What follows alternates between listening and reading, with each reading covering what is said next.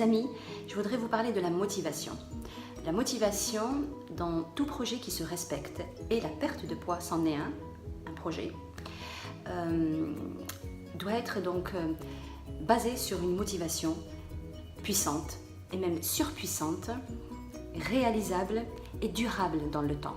Voilà, ce sont ces petits efforts que vous allez faire au quotidien sans date limitée dans le temps. Je vais vous dire pourquoi c'est sans date limitée dans le temps.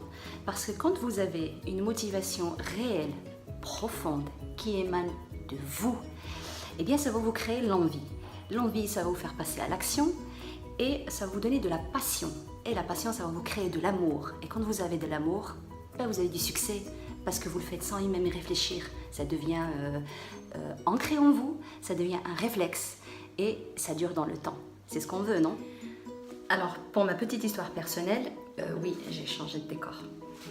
Donc, suite à la naissance de ma dernière petite, à la fin de la 4e grossesse, du coup, donc je faisais 90 kg, je fais 1m61.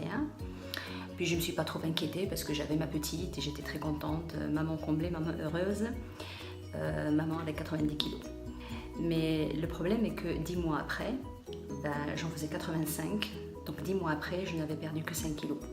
Donc suite à un banal contrôle chez le médecin de l'époque, il y a 4 ans, donc elle me dit oui Fatima, bon, il y a un petit peu de tension, il faudrait qu'on va calculer l'IMC, voir où vous en êtes aujourd'hui par rapport à votre poids.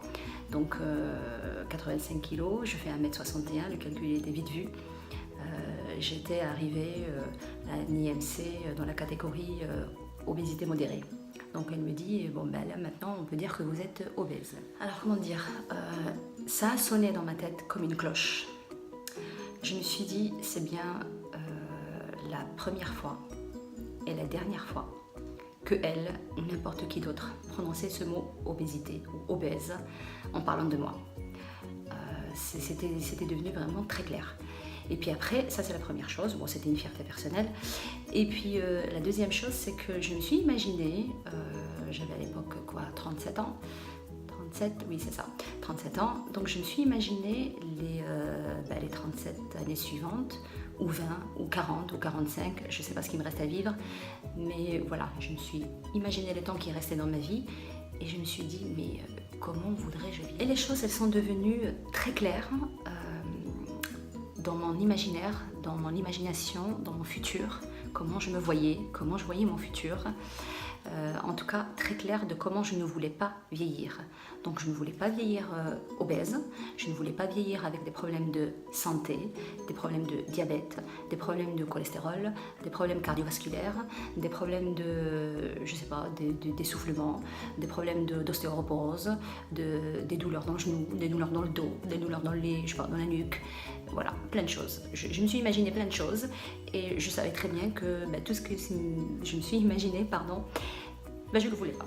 Tout ça, donc, ça constituait pour moi le point de départ et donc ma motivation personnelle que moi j'ai ressentie comme une nécessité mais urgente et vitale, c'était la santé, c'était ma santé. Et je pensais aussi à mes enfants parce que je me suis dit, bon, quitte à avoir des enfants, autant en profiter d'eux et qu'eux ils profitent de moi en très bonne santé, dans la meilleure santé qui soit, le plus longtemps possible. Donc voilà mes amis, je pense que cette vidéo elle est importante parce que c'est le point de départ.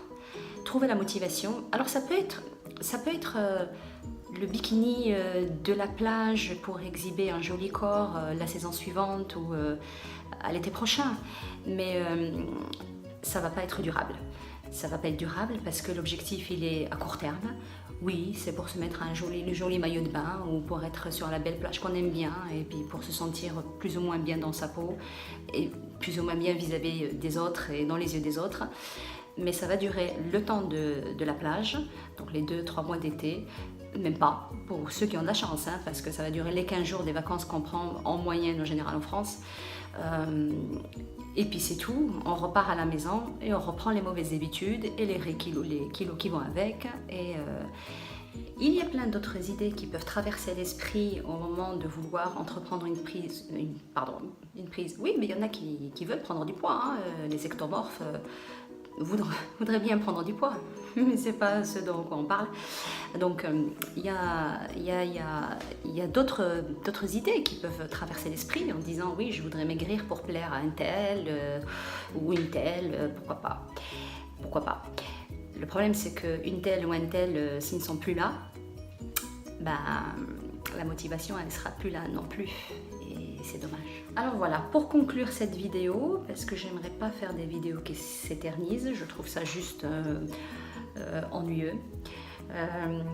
Voilà, trouvez votre motivation, c'est le plus important, c'est le message que j'ai à transmettre aujourd'hui.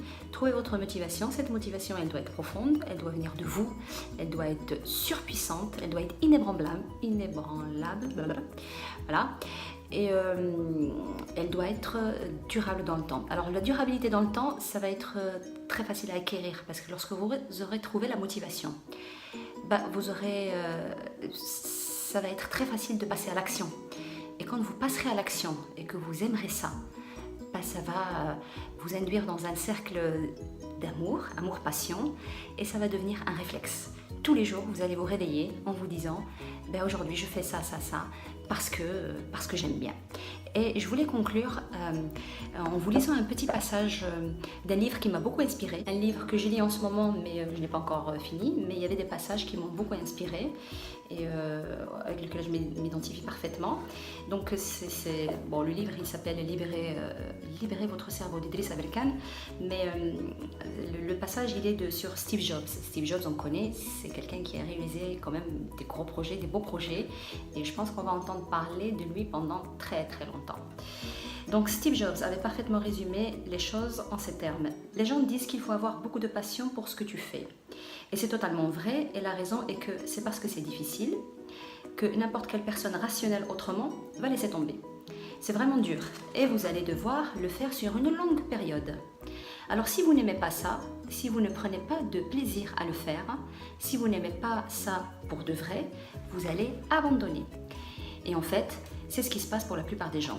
Si vous regardez les gens qui sont considérés comme couronnés de succès aux yeux de la société, bien souvent ce sont des gens qui adoraient ce qu'ils faisaient, de sorte qu'ils ont pu persévérer quand c'est devenu vraiment dur. Et les autres qui n'aimaient pas ça, eh bien ils ont abandonné. Parce qu'ils sont sains d'esprit. C'est rigolo ça. Qui voudrait continuer un truc aussi difficile s'ils n'aiment pas ça? Donc c'est beaucoup de travail, dur et beaucoup d'inquiétude. Et si vous n'aimez pas ça, eh bien vous allez échouer. C'est tout. Alors oui, il faut de l'amour, il faut de la passion, il faut de la persévérance. Voilà mes amis, c'est la fin de cette vidéo. J'espère que ça vous a plu. Voilà, cherchez votre motivation. Et puis on se voit à la prochaine vidéo. Et puis si vous aimez bien, likez et abonnez-vous. Merci.